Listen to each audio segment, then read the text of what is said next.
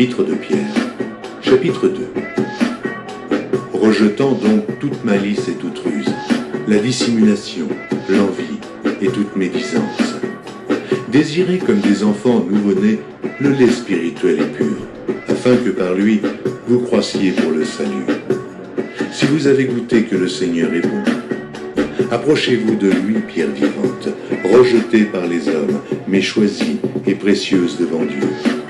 Et vous-même, comme des pierres vivantes, édifiez-vous pour former une maison spirituelle, un saint sacerdoce, afin d'offrir des victimes spirituelles, agréables à Dieu par Jésus-Christ.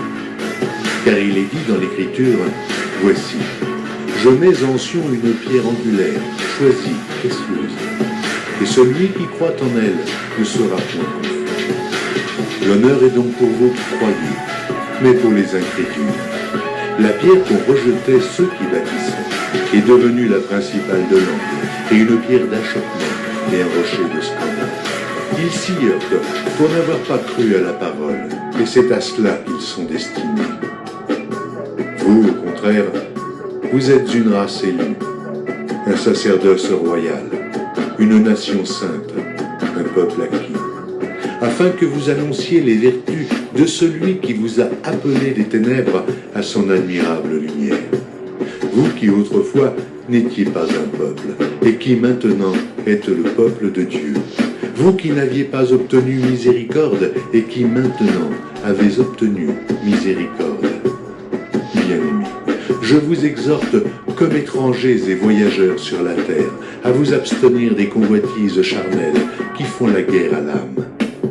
Ayez au milieu des païens une bonne conduite, afin que là même où ils vous calomnient, comme si vous étiez des malfaiteurs, ils remarquent vos bonnes œuvres et glorifient Dieu au jour où il les visitera. Soyez soumis à cause du Seigneur à toute autorité établie parmi les hommes, soit au roi comme souverain, soit au gouverneur comme envoyé par lui pour punir les malfaiteurs et pour approuver les gens de bien.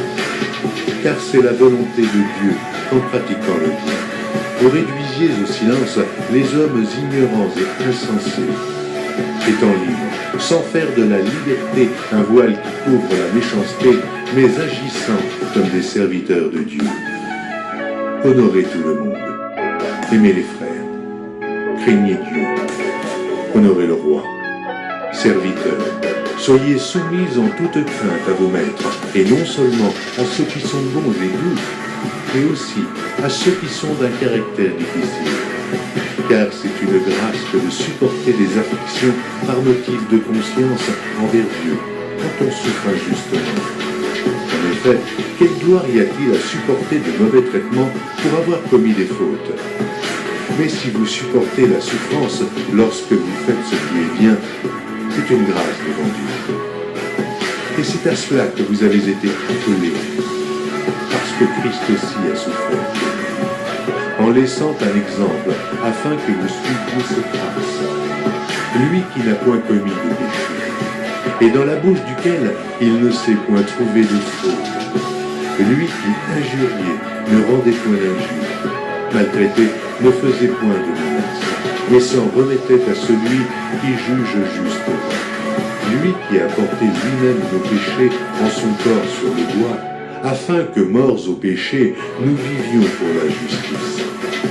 Lui par les meurtrissures duquel vous avez été guéris. Car vous étiez comme des brebis errantes, mais maintenant, vous êtes retournés vers le pasteur et le gardien de vos âmes.